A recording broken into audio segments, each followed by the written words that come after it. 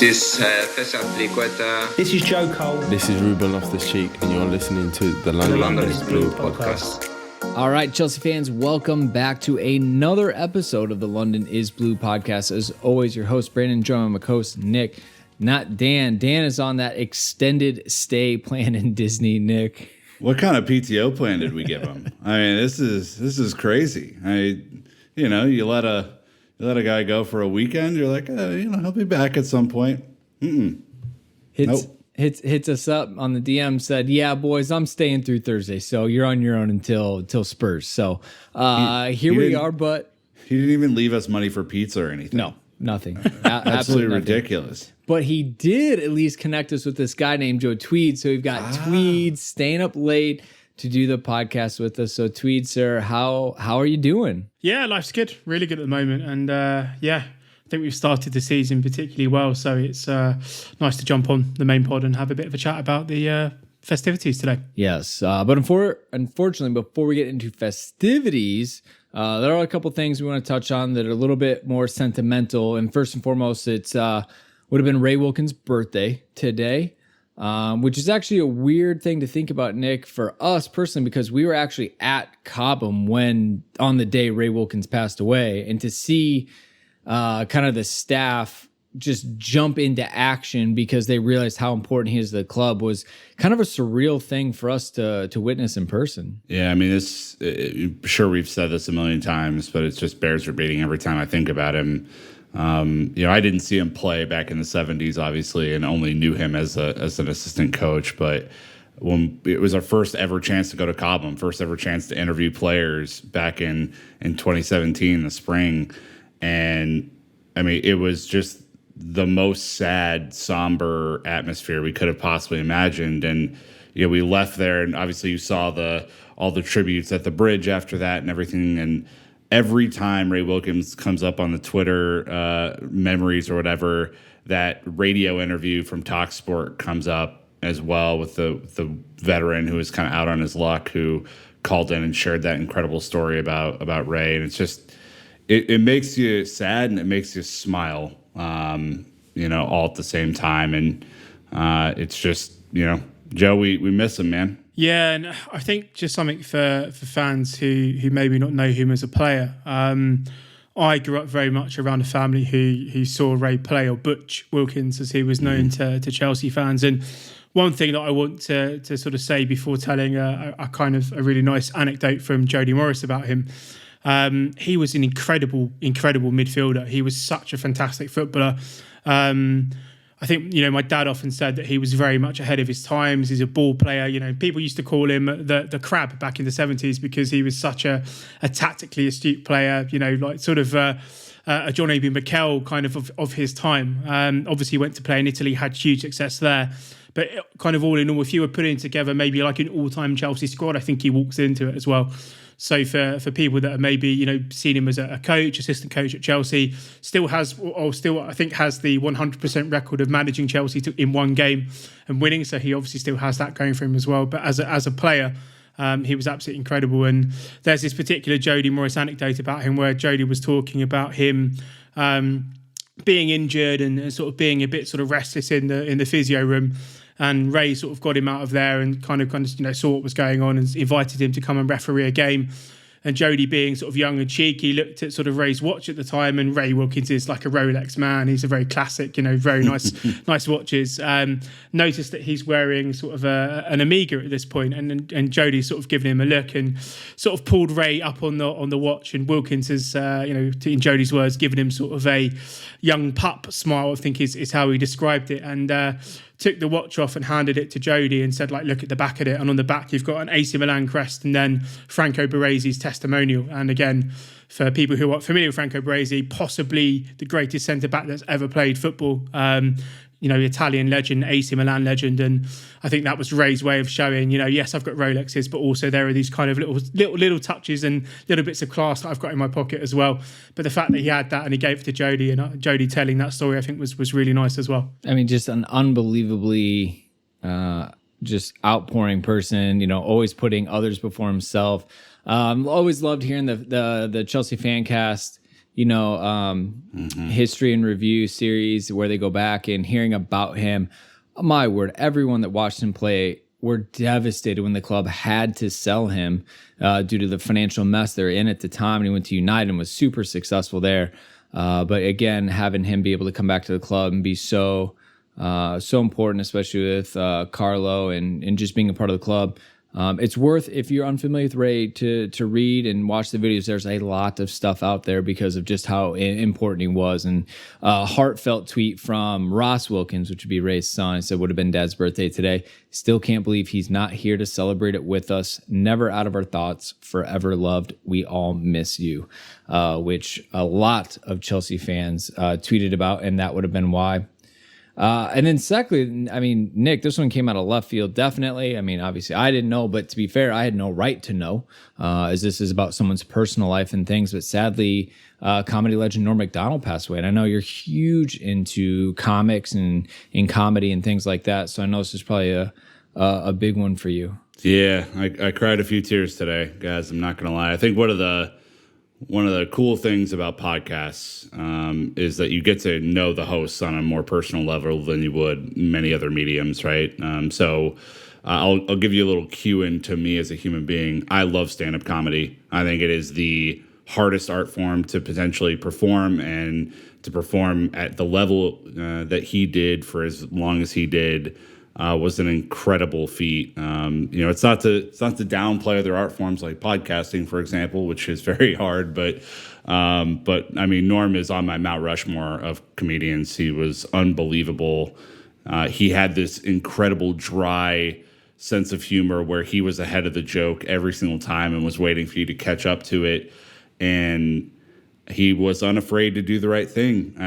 There's a famous story that when the OJ verdict was handed down, that the execs at NBC told him to lay off of OJ, and every single week for a period of 8 weeks, he just pounded the absolute crap out of OJ on Weekend Update on SNL. And that was his way of just saying, no, I'm not going to. And then he got fired for it. He just was everything, and was so great as Burt Reynolds on Celebrity Jeopardy and all these different skits. So I'm raising up a bourbon to Norm tonight. He had cancer for 9 years and no one knew it. It's wild to kind of think about. And one final thing about Norm, he had this joke series about battles with cancer. And it had gone this, it's a very long joke, as most of them are, that it's a windy road that he tells. But he says, I'm pretty sure, I'm not a doctor, but I'm pretty sure if you die, the cancer dies at the same time. That's not a loss. That's a draw. So to draws and to Norm MacDonald. And I guess to round this out, is it just seems to be appropriate times to look back at people we've lost recently. Tweeds, you'd mentioned that Sean Locke, massive Chelsea fan, has passed away recently, more UK based. So I'll let you kind of touch on his role within Chelsea. Yeah, he is. He's one of the, I think comedians would say he's like a comedian's comedian. His stand-up was incredible. He was on a lot of sort of these panel type shows, and the number of times I've seen him just make jokes that have disrupted the entire flow of a show because it's got everybody on the panel just completely off the cadence of the show. A real top person. That I think he's been in some fantastic sitcoms that he's wrote and starred in as well. But I think importantly, an enormous Chelsea fan, and I think the club paid sort of respects to him during the Aston Villa game, which was really, really nice to see. But very traditional sort of London guy, very down to earth. I think my dad's even had him in his cab at some points as well. Just a really, really nice guy. But one of the funniest people. And again, for fans in America, if you go on YouTube and just search 8 out of 10 cats does countdown. There's a 10-15 minute I suppose dedication to him, and it genuinely is some of the funniest stuff that you'll see on television. But yeah, he was a really, really top guy. Another one who I think battled cancer in silence, which is really, really sad to see, and had huge contributions to charities in London as well. And I think particularly during the pandemic. He raised an awful lot of money for some charities that were feeding sort of the kind of the needy and people who weren't able to afford meals, etc. So, nice guy away from football, really, really funny guy on television, but importantly, an absolutely enormous Chelsea fan and somebody that I think the club will miss dearly sort of over the next few years and beyond. I will also trade you Sean Locke's 8 out of 10 cats joke for Norm MacDonald's moth joke. So if you're on the YouTubes, go to Sean Locke first, go to Norm second, have yourself a laugh tonight. So I just wrap saying, look, this is all part of like Chelsea's community, Chelsea's culture, Chelsea's history. So if you're wondering why we've taken 10 minutes to get into the episode, it's an educational piece, right? And it's also paying respects to those who have honestly helped Chelsea get to the point that we are, where we are reigning champions of Europe as we kick off the group stage of the Champions League. So now we can go ahead and take a hard right and head into the match review. So we're going to be talking about a moment of magic that helped Chelsea pass a tough test from a resilient group of Russians. We're going to talk about how Chelsea might improve in attack against low blocks because we left it late. And there's a room to worry about key individual performances, not the best from some of the players we've become reliant upon recently. And then obviously we'll wrap with looking at the UCL group and a pleasant result for another Premier League club, smiley wink face. So we want to get a temp check of the people. Nick, you did such a good job last time. Let's get in with the 3-word match review. Look, first of all, if you pander to me in Discord, you're making it on. So Jeremy 88 with Nick's crystal balls, which was hilarious. It just really well done. On a night where I needed a laugh, I appreciated that. Motor Mount with 1 for Ray. We gotta reference old Ray Wilkins there. Bert cubed with Rom's Zenit before. Zenit before. I like that. Adi Joseph with Oligarch over Russia. Tough but fair. John Dolazar with Rom Zing Zenit. Rick Glanville making an appearance here. I love that. Exquisite headed winner. Football opinions with Assistpilicueta to Murat Lukaku. So crossed out the Morata there, which is nice. Josh Clark with Lukaku 69. Nice. So that was phenomenal. Kieran with money well spent, obviously, and then Kevin Brogel with one out of Tweeds playbook here, accept his inevitability. I like the nod to Gronkowski there from Josh Clark. It's well done. Yeah. For our host ones, I put it gets better ? Obviously, Juve dismantling Malmo, which you just expect, but. At home against Zenit, hopefully it gets better from here on out because we're going to need that. Tweeds, what about you? Yeah, Brandon, was that a Ron Burgundy voice that I spotted when you gave that one? It gets better? Yeah. Yep. I went with Rom, rinse, repeat because it's just seems to be the standard fare now. Get it to Lukaku and Lukaku wins the game. Yeah, I wonder what Timo's thinking. But anyways, we can get to that later. Nick, round it out with you. Moment of magic. Really lame, but fair. It definitely was a good summation. But instead of us moving right along, we do have an honorable mention, Nick. Oh, yeah. This was too good for me to pass up. This person didn't even try for the 3-word match review, but it was so good I included it anyway. From Maine OU, not a 3-word match review, but yes, I'm now convinced that we can do it on a cold night at Stoke. So, I mean, if you need to know anything else, that's what you got to know right there. Too bad Stoke can't do it on a cold night because they're not in the Premier League. So, anyways, we sadly don't have any Patreon subscribers. Cheers to that, by the way. Fuck Stoke. We don't have any Patreon subscribers or Apple Podcast reviews, so we're going to skip right into... What the hell? I know. Come on. The match review. They clearly realized Dan was not around, so they didn't feel like it was necessary, but nonetheless... We also are putting out a pod about every weekday as well. So this one was Zenit St. Petersburg this past Tuesday, the 14th of September. And it was the Champions League. Da-na-na-na, Jake the klaxon horn right there. Hopefully he edited my terrible version out and let the real one ring. But it was at Stamford Bridge. In case you somehow missed it, the scoreline was Chelsea 1, Zenit 0.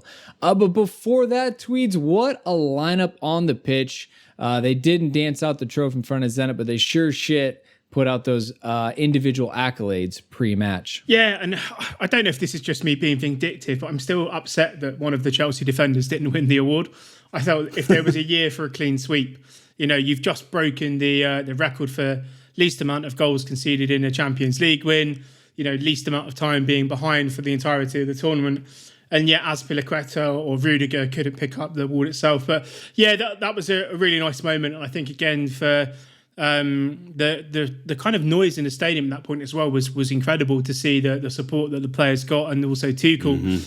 When Tuchel picked the award up, it went up a few decibels as well. So yeah, really, really nice to see. Again, I think very much deserved in sort of all counts as well. But yeah, that defensive award, I wanted the clean sweep. Maybe I'm being a bit greedy there, but as I say, when you break the kind of records that we did on the way to winning the trophy, the fact that one of our defenders in the best defensive performance that's probably ever happened in a European Cup ever didn't pick up the award is a bit strange to me. But yeah, we'll get it this season. I wish they would have just made Dave one of those and just had him pose next to the slightly off of the four, but they just made him a homemade one or something like that. That would have been amazing. Like the Ashley Cole lean in at Roma. Yeah.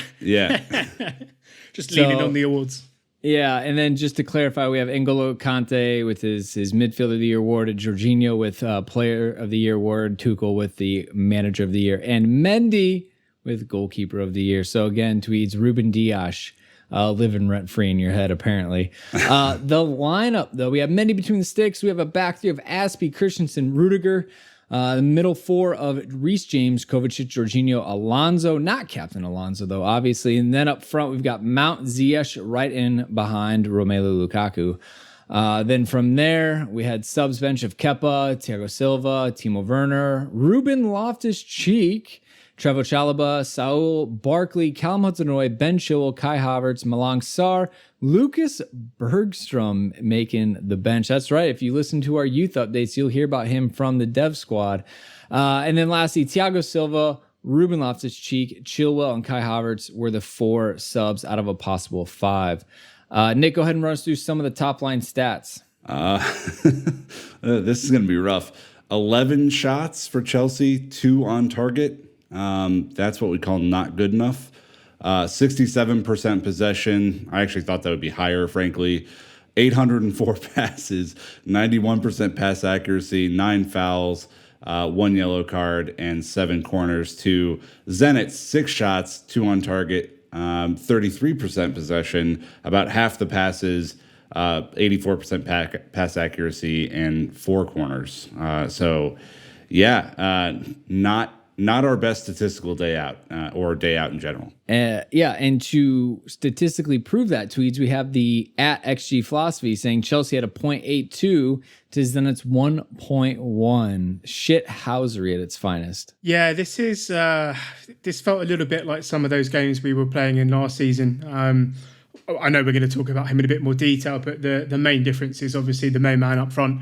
The anti-XG disciple that is Romelu Lukaku, who seems to be breaking a lot of these XG sort of statistics. But again, I think it's points I've made on the podcast quite a bit, in that I still don't think that this side is the most creative in terms of high quality shots, in terms of creativity in general. But 0.82 at home to Zenit, yes, they played 10 men behind the ball, but still. We were camped inside their half for the majority of the game. You would hope at least to see that maybe doubled. I don't think that's necessarily a huge stretch to say that, but I don't think this will be the only game this season that we will outperform our XG in a positive manner. But then obviously the flip side being that maybe we haven't necessarily had the most creative game there. So yeah, swings and roundabouts. How about this? If we're 0.82 and they're defending with 10, you would expect their XG to be far less than ours because they're defending the whole time. Like at a minimum, if you're going to trade that. But, we do have another NPET, shithouse moment of the match. Again, NPET being the Nick patented eye test. And that it was. Correct. Look, this is a stat on par with XG, right? I mean, it's an observation. I think more people like it, actually. It's probably more valid in the match. But Rudiger, in my mind, has probably a huge claim on this to the end of the year, but he did his best impression of Kurt Zuma from Ajax a couple of seasons ago, minus the stepovers, but far more speed to carry the ball probably 80 yards in total from defense all the way up to the opposition goal. Did not quite have the finish, finished it wide instead of Zuma's Rosed screamer that he hit a couple years ago. But this was, I think every time we get one of these like runs from deep, everyone just kind of stands up like, oh my God, is it going to happen? Is today the day? No, it's not going to happen. But it was still shithouse and I loved it. And I'm very happy that it happened. Yeah, too many memories of Eden Hazard actually doing it. But when we have center backs doing it, it's not as much. Clearly, Rudiger was very uncomfortable where he was on the pitch and just booted it so he had enough time to sprint back to his rightful position. At expected, Chelsea had a couple of stats. The one that we wanted to pull out right away was Edouard Mendy's 50th Chelsea game. Are you kidding me? He's already at 50 matches, but I guess when you're brought in as a starter, you're probably going to play everything. Anyways, how about this? Out of 50 matches, 29 clean sheets, 31 wins, 107 saves, a 79.34% save percentage, Champions League and Super Cup winner, and the UEFA goalkeeper of the season, as we'd mentioned. And then not to be outdone, Azpilicueta plays his 50th UCL game for Chelsea. Thank you to Naz over at goal.com. Bargain signing Edouard Mendy. That is going to go down. 79% save percentage is crazy, man. Yeah. Kepa was at like 48 for that season. Yeah, that was really bad at that point. I mean, we were like defending with our lives that if they got a shot off, it was literally 50-50 going in. It was a bad moment. But we're going to take our break. When we get back, we're going to jump right into the moment of magic that helped Chelsea get the lead and eventually the victory and so much more. So thank you to the sponsors for financially supporting the show. We'll be right back. All right, Nick, flip side of the break. We do have at least 2 more episodes coming out this week, but we actually dropped one today. That is right. As you'll know from your podcast feeds, the Chelsea women's match review from their match at Everton or against Everton over the weekend came out on Tuesdays. Whenever we have these types of setups, usually we'll drop one on the Monday, one on the Tuesday. That's what happened today. Go check that out. Give us some feedback. I would love to know how you feel about your 4th choice host with the most. That would be really cool. And then look, we play Spurs this weekend. It's one of the games that we most look forward to on the calendar. We're going to do a preview for it. Perhaps Joe will stay up till 4 o'clock in the morning again to be a part of it. But look, yeah, it's going to be a lot of fun, and we're going to burn Nuno's Christmas tree to the ground on the weekend. So I'm very excited about that. Terrible timing. Anyways, a moment of magic has helped Chelsea pass a tough test from the resilient Russians, as I outlined at the beginning. And look, this was not Chelsea's best performance by any means. I mean, even by some distance, if you want to measure it in feet or yards. But for all the pre-match hype, for all the excitement of, defending our Champions League title, what was on offer was a listless performance against a hardened foe that seemed destined for a scoreless draw until Big Rom stepped up in the box. Sweet delivery from Azpilicueta. And Naz tweeting... Sorry, you didn't say his name correctly. Oh, okay. Yeah, well, technically, legally, Azpilicueta, also known as... Assistpilicueta. We'll get into that in a second. He'll have all his section. Yeah. So Naz tweeting, what a player Lukaku is. He is turning draws or losses into wins. I was just about to write how stifled Chelsea were creatively. Still probably true, Naz. He's quiet, suffocated by Zenit system, but found his time to pounce. Joe, there's literally nothing more valuable in a football team than a talisman striker. Yeah, I mean, if you want to look at the history of Chelsea, and particularly domestically, when we've won league titles, we've always had an elite striker. I don't think there were many teams in Premier League history, who have actually won, over a 38 game season with somebody who is considered top tier. And the first handful of games that we played this season, I don't think necessarily we're kind of at our best at the moment. I know we'll get into that sort of chat in a bit, but to have somebody who is just capable of turning a game.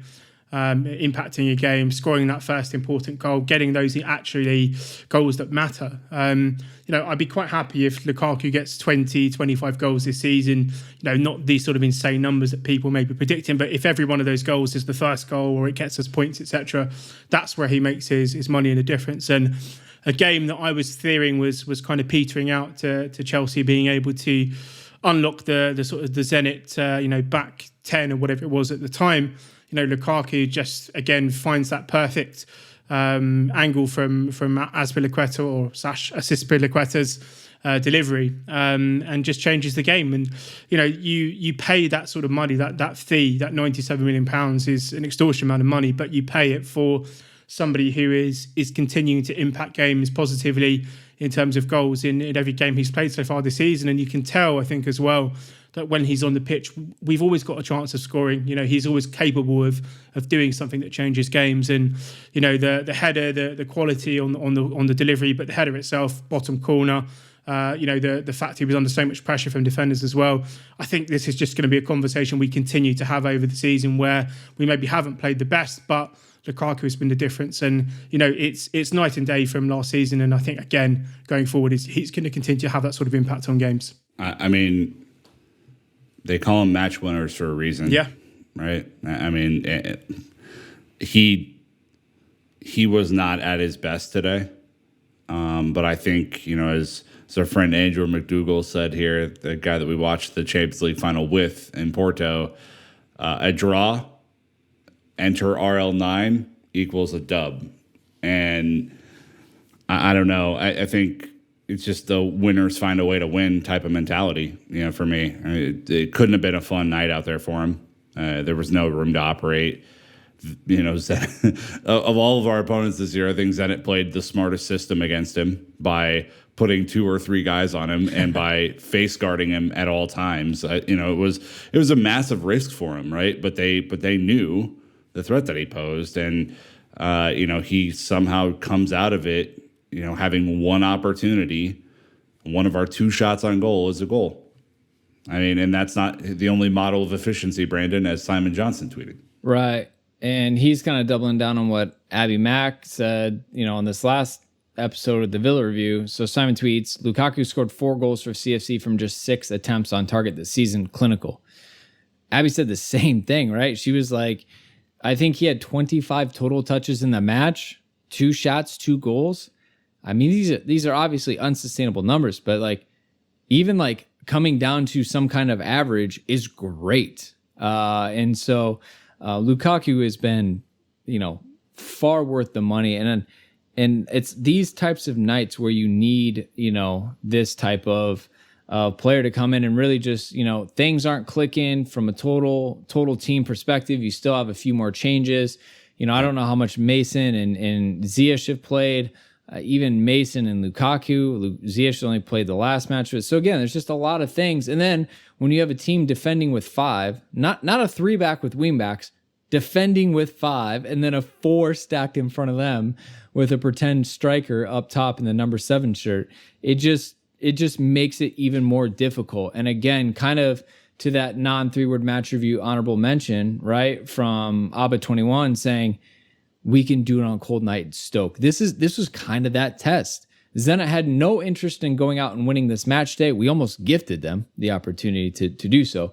But yet we defended resolutely and we got a shot, 2 on goal, 1 goal. You take those every single day. It's funny though, most of this match reminded me of the second Conte year or a lot of our offensive performances from last year.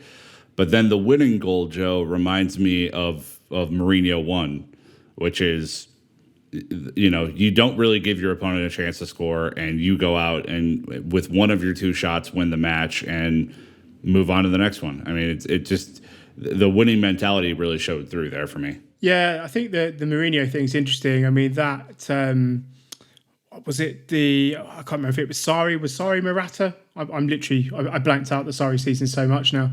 Conte, yeah. So Conte, that Azpilicueta to Morata ball, He'd play that a couple. I don't know if it's a couple of times a game, but certainly he'd try it at least once a game. That cross from that position.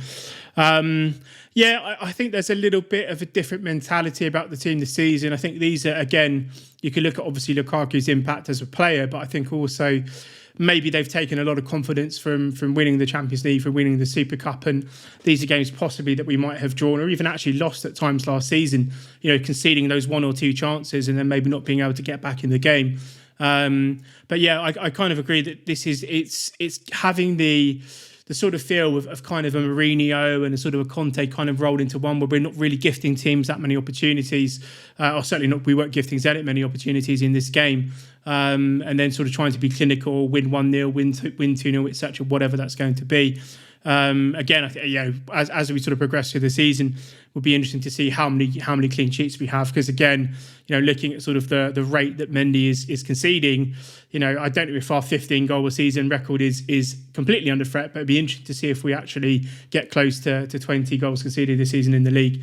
It's definitely, I think, a development we've seen from a mentality standpoint in this team now. Well, again, you mentioned it, right? Assistpilicueta to Morata, as Nick would want me to say very directly. And DPZ tweeting that, saying, on some picturesque Italian beach, Antonio Conte is smiling quietly. I thought that was the perfect. I saw the same tweet over and over and over again. This is the one that broke through to me. DPZ always with an insightful tweet. Especially when you read it in his voice and how he would have delivered it. And Nick, you tweeted yourself about this, I believe. I think we've all had a friend that potentially traveled and studied abroad in college, and maybe went to Spain and came back and said Barcelona and all this kind of stuff. Stephen Mullins quote tweeted my Assistpilicueta tweet from earlier. It said it's pronounced assist, okay, and really kind of gave it to me. And then I said this, but in a I just came back from study abroad in Spain voice inflection, please. Like that. That's how it needs to become. Assistpilicueta. You have a little lisp on that thing. You got to just make it nice, Tweeds, you tweeted as well. Yeah, I think I had a moment of clarity about Mr. Azpilicueta, let's say it that. I think, again, something that I've personally been guilty of massively underrating him, I think, throughout his Chelsea career. I don't think I'm probably alone in that at times. But I tweeted that says Azpilicueta is, by some measure, one of the greatest pieces of business that this football club has done. And when I'm thinking about sort of deals and bang for buck and what we've got from him, he's really getting close to Frank Lampard's £11 million now in terms of a transfer fee. Azpilicueta may even now be in that same sort of bracket. If we win the Club World Cup, he would have won more trophies, or more, let's say, all trophies than Frank, which is also something that comes into consideration when you have these conversations. But certainly for the amount of money we paid for him, the fact that he came in virtually as a completely unknown quantity, what he has proceeded to deliver in his Chelsea career in a number of different positions. And I think this season and probably the back end of last season, starting to see some real proper leadership from Azpi. That was always my one critique of him, was that he was a bit too quiet of a leader for me.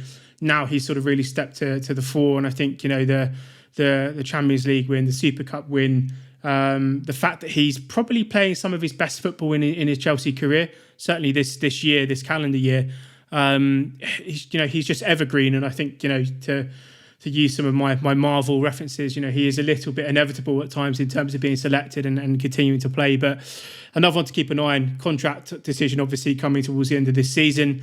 I assume the club will give him a renewal. He's still got plenty of football left in him, it looks like. So, but top player, top transfer, and hopefully by the end of the season he's lifting more silverware. Azpi has been at the club for 10 years. Crazy. He was 22 when he joined. He is now 32. I'm old enough to remember when some prominent Chelsea Twitter accounts wanted to put him on the bench and leave him there forever. I don't know about you guys, but I remember him. I have the receipts. So look, it is just, it's a little funny to me that, no matter what, this is a constant in a stream of uncertainty for Chelsea Football Club. This guy literally gives everything, and he's not perfect. He's not our best ever player, but when Chelsea eventually put up statues of all these people in front of our unbelievably gorgeous new stadium someday, he should be one of them that gets put up. That's how I feel about him. Yeah, I definitely think I'd say the sentiment is changing big time. And I think part of that was some of us have been here for a while. I say, how do I say this? Just say that? Well, and this week, right? It was very divisively put. Who deserves a banner? Who deserves a statue? God. And I think we can all agree, at least on the Dave part of it. But apparently, people don't think Mason deserves a banner, for fuck's sake, as our friends across the pond would say. So, anyways, let's get back to the Chelsea side of it, and specifically where we can improve, because it's been 2 matches in a row where Chelsea have faced a physical challenge from a side that lined up and punched them in the mouth. Where did things go wrong today? I think from my perspective, a little bit, Tweeds, is there's been quite a few lineup changes. Again, coming off the international break, this is the first Champions League match of the season. Obviously, you don't count the Super Cup. But anyways, so I as I look at the lineup, you do see quite a few parts interchanging. And I wonder if that lack of stability is what's causing some of it, because you think back to the Champions League run and unbeaten streaks of 10 plus matches. It's copy paste, right? Antonio Conte, back 3, same players. Alonso, left wing back. Moses, right wing back. Everyone else is locked and loaded. I wonder if that kind of early season uncertainty is what's kind of imbalancing the team. Yeah, I mean, there's a couple of things here, so I'll try and reel through them. But I think I'm right in saying we had the most players at the Euros. I think I'm right in saying that in terms of players who earn international duty.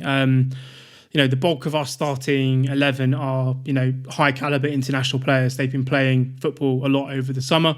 Coming into this season, not particularly having, much rest, not having a pre-season. I think Tuchel is very mindful, and we know that he has these, red flags or red zones, or what he wants to call them, for players, in terms of making sure that the training data and stuff like that, it keeps them away from being injured. He rotates them to try and keep them fresh. I think the continuity, as you've said, Brandon, sort of the first couple of games, the chopping and changing, I don't think necessarily has really helped that. Something that Dan and I explored on the second episode of the Tinkerman was actually the impact of Lukaku in both a positive, and I don't want to say negative sense, but let's say in a different sense here, because you're now sort of playing with a centre forward who I think disrupts the system we played last season a fair bit.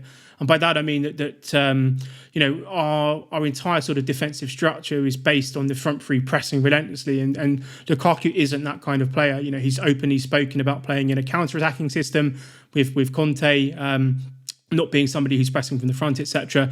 And I don't think necessarily that you want him to be chasing, sort of defenders around for 90 minutes. You want those moments of explosion. You want him to have the ability to finish. I think there's been a little bit of a cascading effect on the rest of the team there.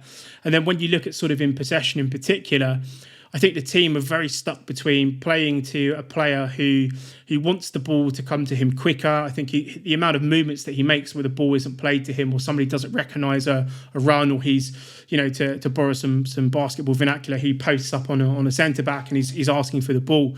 And then you've kind of got this disconnect between the two number 10s, so Mason and Ziyech and others who I don't think have played particularly well this season, but I think that is because they're caught in between two minds of coming deeper to help with the build-up with Jorginho, with Kovacic, with Kante. Mason plays that link role really well, where he drops into a deeper pocket and then he sort of connects with sort of the front two. They're in two minds between whether coming into those pockets or whether they need to be closer to Lukaku to play off the second ball. And I think the sort of the kind of the rhythm and sort of the way that we're playing at the moment, you can see it's split between wanting to play quickly to Lukaku and wanting to play sort of the cautious and very deliberate build-up that we had last season that was successful. So I think it's something that Tuchel needs to have a look at. You haven't necessarily bought Lukaku just to be somebody who stands there, posts up and lays balls off to other players. Equally, the strength of this team is in the system, is in all parts performing their role, and that for me still does include the number 9 pressing and being the lead counter presser. So if you aren't necessarily going to get that from Lukaku, and the question is whether you would want him to, then I think he has to start making adaptations to the rest of the team, because certainly the past couple of games I've seen that we've almost had a sort of a back seven of players and then a huge disconnect to the front three. Normally it's Mason dropping into sort of a slightly deeper area to act as the quote unquote connector to the attack. And I think that's certainly been one of the problems that we've seen. Really, the last thing, again, something that Dan and I spoke about, was that we're not making the most of the size of the pitch that we're playing on. If you saw today, certainly on the left-hand side, Marcos Alonso was playing within the width of the penalty area. You know, to stretch a back five, to break down a team who wants to play with this back 10, you've got to stretch them across the width of the pitch. You've got to have players who want to run in behind. Maybe there's an argument that Timo Werner is somebody that can do that, and maybe we've missed his ability to make that run. It's not necessarily something that I thought I'd make myself say on a podcast, but maybe we've missed his ability to stretch teams vertically. So those axes of basic attacking patterns, stretching people vertically, stretching them wide, I think at the moment we're so compressed to the width of the penalty area that it's making it difficult. And whether we have the caliber of passer or playmaker to operate almost within that sort of phone box space is something that I'm a little bit dubious about at the moment. So it's a question of finding the balance of playing to Lukaku's strengths but playing to the team's strengths. I think using the width better, using the verticality of the pitch better, and then also just trying to make, I think, better quality of passings. I think today that our passing was so sloppy at times. Two people's feet behind them, not allowing them to play at pace, not allowing them to run onto the ball. So there's a few little technical details, but I do think that there is going to be a time where we need to figure out what is the right balance between using Lukaku's full strengths, playing him as a focal point, and then looking at how we build from deep through the two number 10s, or whether they need to be supporting Lukaku. With Lukaku, I mean, if you're going to get this type of return, it's hard not to play into that. Yeah, right? Exactly, yeah. And as you go through that and we think back how much pressing Werner did do, and we really didn't let teams get out of their own half a lot of the time. And that was one thing we said about Timo. He would just run. He was always committed. It seemed like he never got down at all the chances that we missed collectively as a team. But he did bag, quite a few assists, so credit where credit's due. But with Lukaku, if he's going to have the end result just like locked and loaded, ready to go, I mean, Nick, at some point you have to figure out how to build the rest of that team around that, because you said you call him a match winner, we called him a talisman. Points were gained tonight because he was able to sit in the box. He was involved in attack and play and things like that, but in and around the penalty box is where you need Lukaku so he can cook. Yeah, as Joe's talking there, it kind of screams to me, and it did most of the evening as well, that having two number 10s in this style of play where you're so ball dominant, right? And you're living, we lived in Zenit's half the entire game.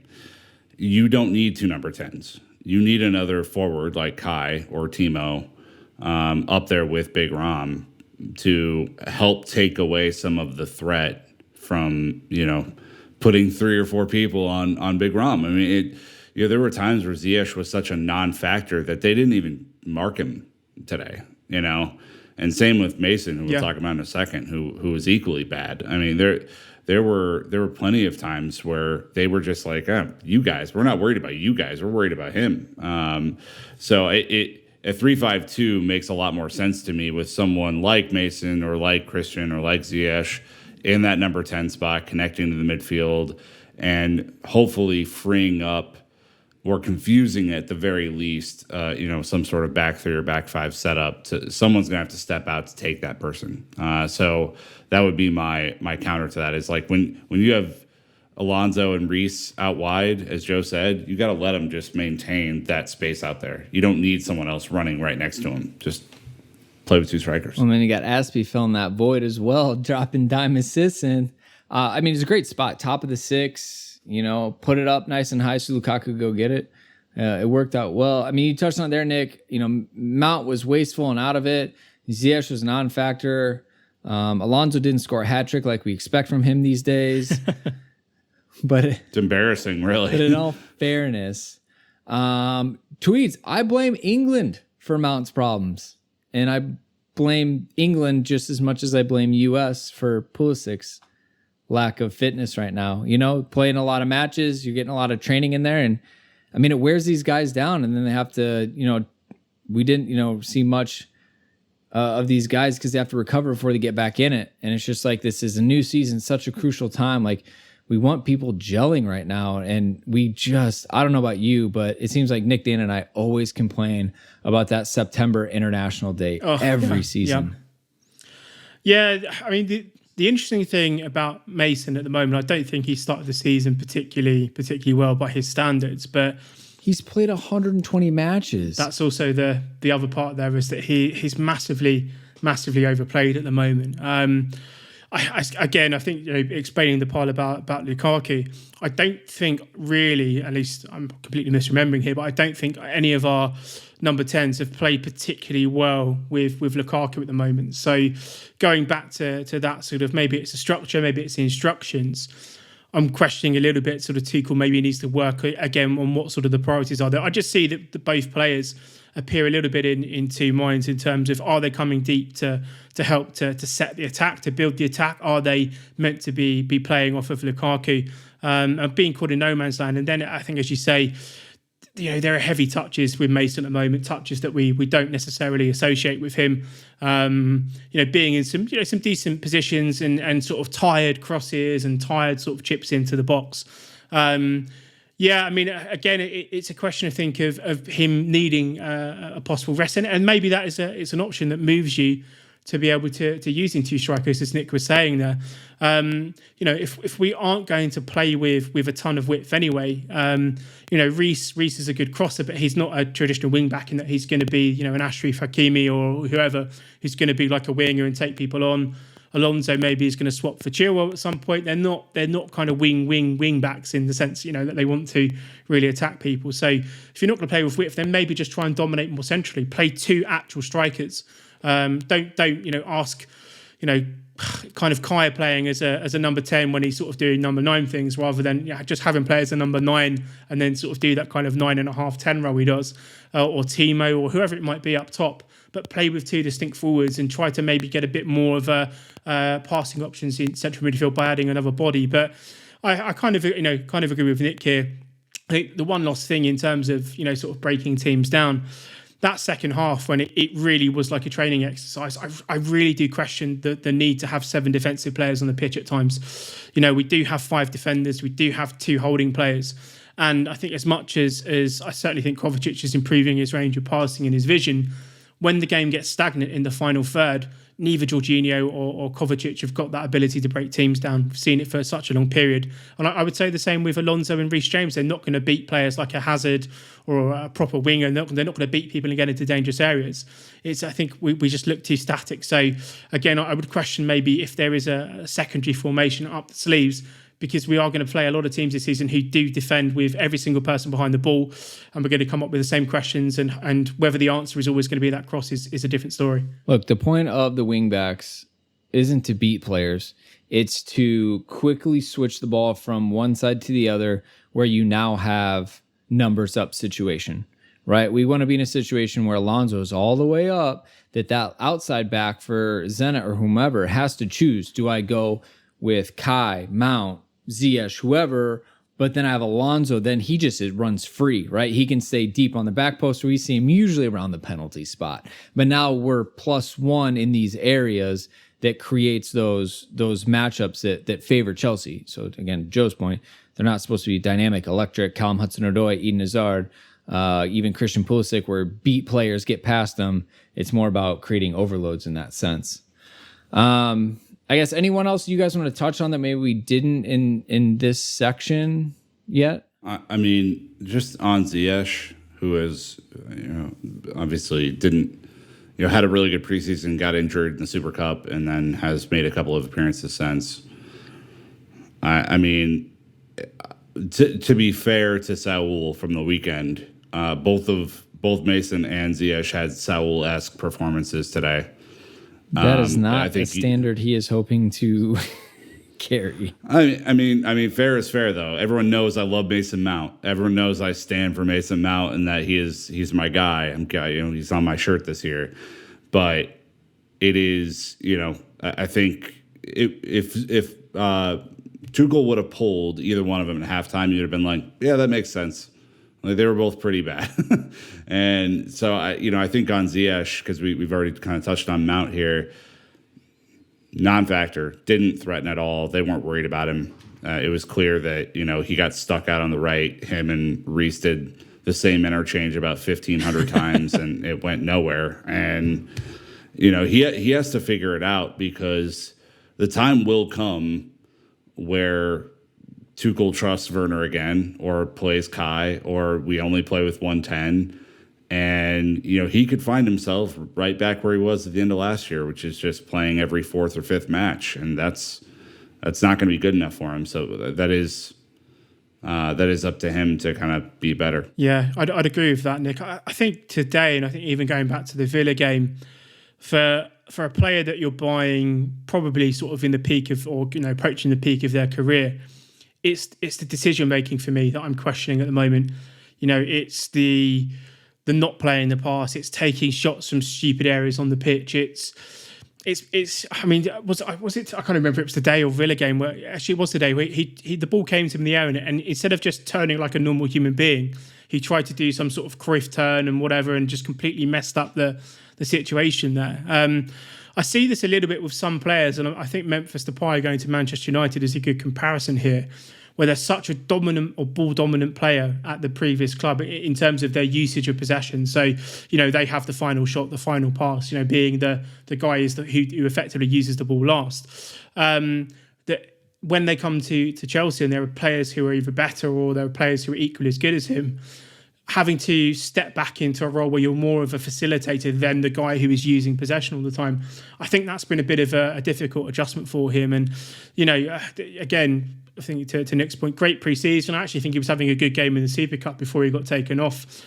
But, the story of his Chelsea career at the moment seems to be an inability to recover that sort of momentum that he builds post-injury. He had it the last time he was injured. I think he had a good game, a couple of good games, got injured, and then really wasn't sort of the same player.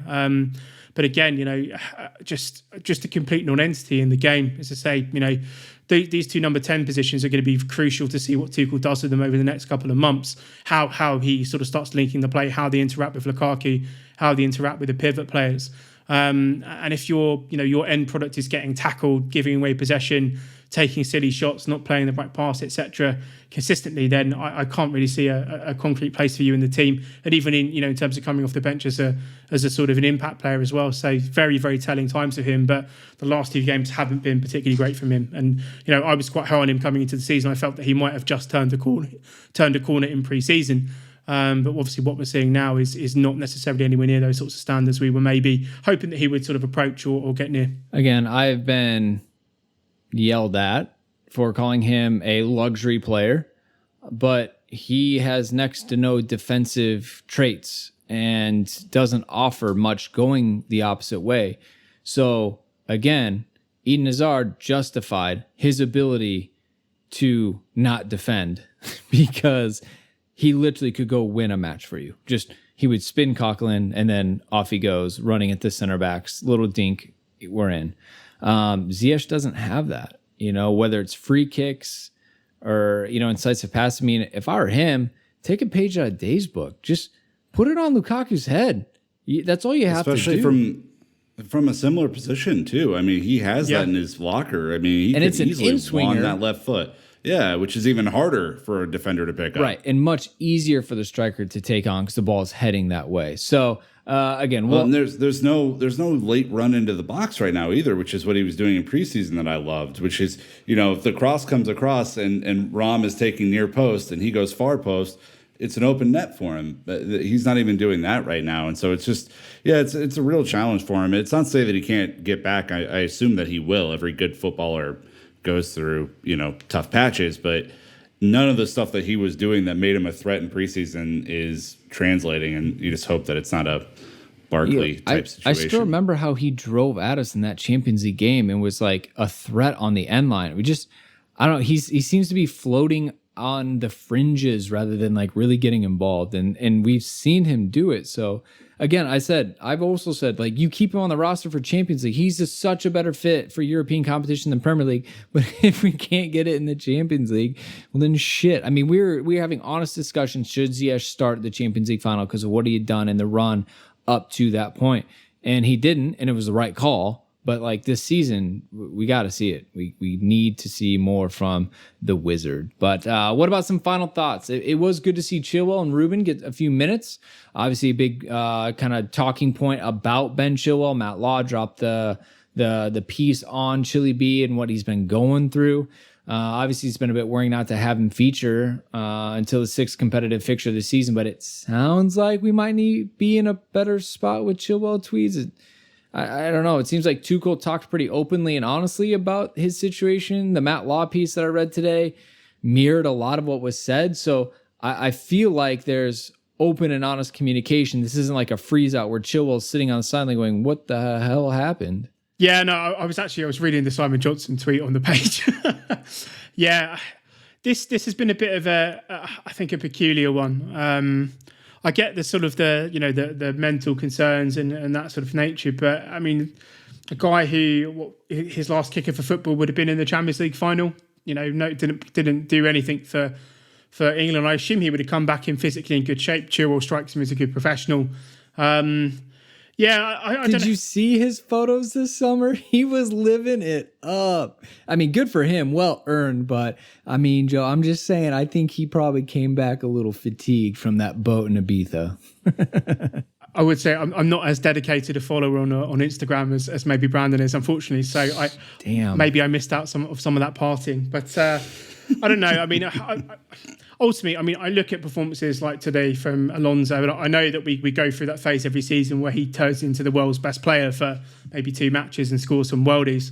But I'm just hoping now that kind of Alonso performance has given Chilwell the slight open door that he needs to step back into the team. But yeah, I mean, mental fatigue or whatever you want to say in terms of him not playing. Hopefully today was the first step towards playing, because I think I'm just going to say we probably need him versus Spurs, but that is Alonso's fixture. So maybe he kind of is sitting on the bench again for another game. But it's good to see him back, and I think hopefully he'll take over that role and add a bit more dynamism and a bit more athleticism there.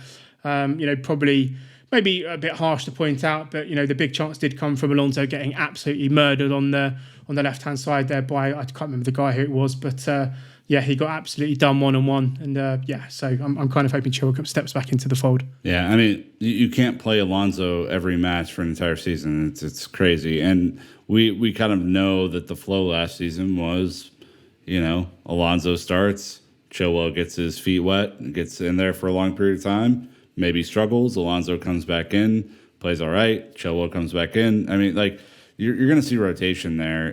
There's no way that he's going to get frozen out. He's a 50 million pound plus left back, so he'll be all right. But to Joe's point, you don't bench him against Spurs, so I agree. It might be one more. Chile needs to look ahead in the fixture list a little bit further. But again, Carabao Cup, here we come. Simon Johnson tweeted, we put this in the script here, that Loftus-Cheek made his first appearance for Chelsea in front of the fans at Stamford Bridge since May 2019. It may not have been How fucking depressing is that? It's depressing. It's not been an easy go for Ruben, but it is good to see Tuchel put him in. It is good to see, even if they're some late minutes. I mean, he's now, you would say, ahead of Ross Barkley. You put him in ahead of Saul. Yeah, true. Silver lining. Interesting to know too that he is under this system, he's a 10.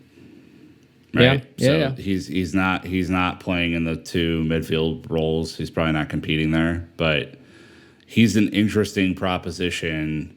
And I hope we get to see him in the Carabao Cup, the following week against Villa. He's an interesting proposition up there. We know he can score. We know he can run at opponents. So, maybe he'll get some time there. All right. Well, the end of the match poll here. So we had it versus Zenit. 4 options. They're perfect. I'll reply saying otherwise. Get out of my office. Get my out of office message, because Dan is, still out of the office watching it from his resort. So he had Azpilicueta, Kovacic, Lukaku, and Rudiger in that order. Azpi taking 6%, Rudiger taking 21%, Kovacic taking 28%, and Lukaku with the 45%. Winner, chicken dinner.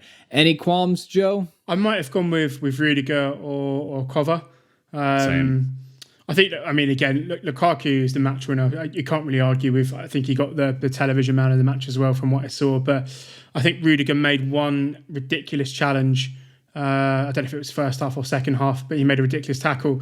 Plus, I think he just played generally played pretty well. And I thought Cover had a good game. I wasn't quite on board the Aston Villa loving with Cover.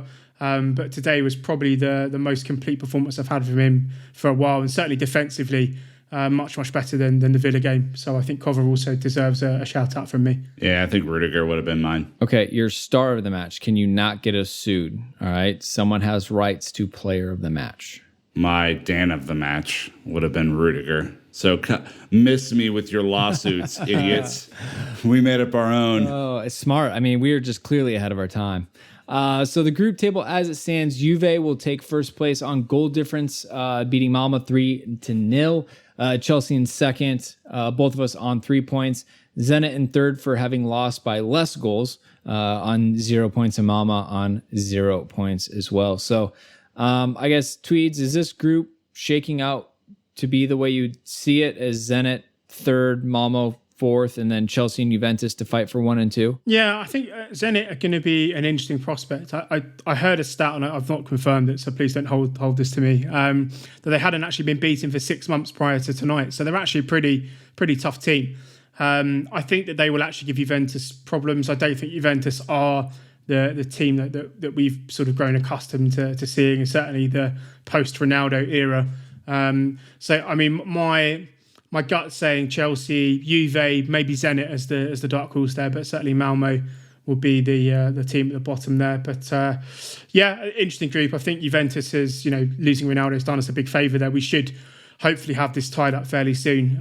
It'd be nice to have those kind of dead rubber games at the end where we can just play whoever and just rotate teams or rotate players in as well. But yeah, top two, Chelsea, Juventus, Zenit maybe above Juventus if they play well. Malmo in fourth. I could not confirm that unbeaten run. I just assumed that because the Russian league schedule, they hadn't played in 6 months, so maybe that was the cheeky way around it. But I will say I think they're going to give Juve trouble. I mean, if they do what they did today, I mean, who knows? Really tough team. Who knows what'll happen? Juve have had a very poor start to Serie A as well. Yeah, domestically pathetic. All right, well, that's going to wrap up this episode, though. Just to make sure you're aware, Chelsea will be heading to Juventus on the 29th of September. So that'll kind of be the next one we have. But again, there's still more to come this week with our episodes. Big one against Spurs at the weekend.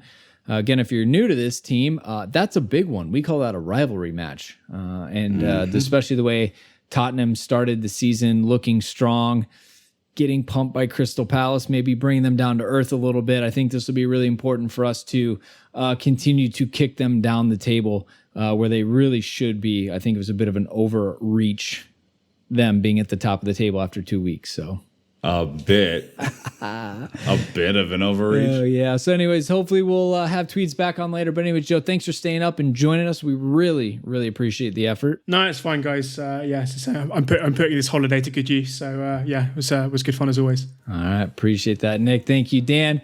Enjoy yourself. Keep your legs kicked up and relax. But anyway, Chelsea fans, that's going to wrap for us this week. So until next time, you know what to do. Keep the blue flag flying high.